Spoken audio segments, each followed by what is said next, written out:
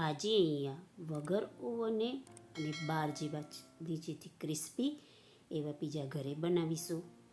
Pizza બનાવવા માટે સૌપ્રથમ નવસેકું પાણી લઈ તેમાં 2 ચમચી ખાંડ ઉમેરી લઈશું અને 2 ચમચી ભરી ઈસ્ટ ઉમેરી લઈશું. બધું બરોબર હલાવી ઢાંકી અને 5 મિનિટ માટે રહેવા દઈશું, જેથી ઈસ્ટ ફરમેન્ટ થઈ જાય. 1 તાસમાં 3 કપ ભરી મેંદો લઈ લઈશું. 3 કપ મેંદાની સામે 2 ચમચી ભરી ઈસ્ટ ઓગાળવું જરૂરી છે. ઈસ્ટને એકવાર હલાવી અને લોટમાં ઉમેરી લઈશું.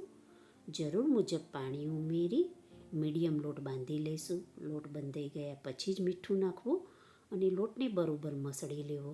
લોટ સરસ મસળાઈ જાય ત્યારે તેને થોડું તેલ ઉમેરી કેળવી લઈશું અને એક બાઉલને ગ્રીસ કરી તેમાં બાંધેલો લોટ મૂકી ઉપર અડધી ચમચી જેટલું પાણીવાળો હાથ લગાવી લઈશું અને ઢાંકી ગરમ જગ્યાએ ફરમેન્ટ થવા મૂકી દઈશું.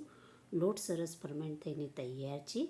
હવે તેને દબાવી તેમાંથી બધી એર કાઢી લઈશું અને 1 તાસમાં લઈ લઈશું. લોટને ફરી મસળી તેમાંથી એક સરખા લુવા પાડી લઈશું.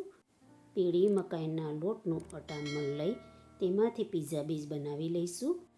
પીઝા બેઝને એક પ્લેટ ઉપર લઈ લઈશું અને કિનારેથી અંદરની સાઈડે મોઝરેલા ચીઝથી ગોળ ફરતી બોર્ડર બનાવી કિનારેથી ચીઝને કવર કરી દબાવી લઈશું. હવે પીઝા સોસ લઈ તેમાં મેયોનીઝ ઉમેરી દઈશું.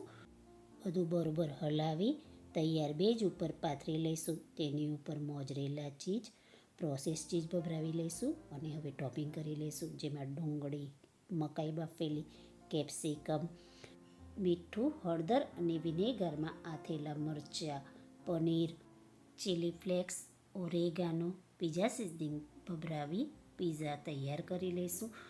આ રીતે હું બધા પીઝા બેઝ બનાવી તૈયાર કરી લઈશ અને કિનારી પર સેમ મોઝરેલા ચીઝ મૂકી પીઝા બેઝની ધારથી કવર કરી લઈશું અને તેની ઉપર pizza sauce, મોઝરેલા cheese, process cheese, મકાઈ, તુલસીના પત્તા, ચીલી ફ્લેક્સ, ઓરેગાનો લગાવી અલગ અલગ ટોપિંગ સાથે હું બધા પીઝા તૈયાર કરી લઈશ.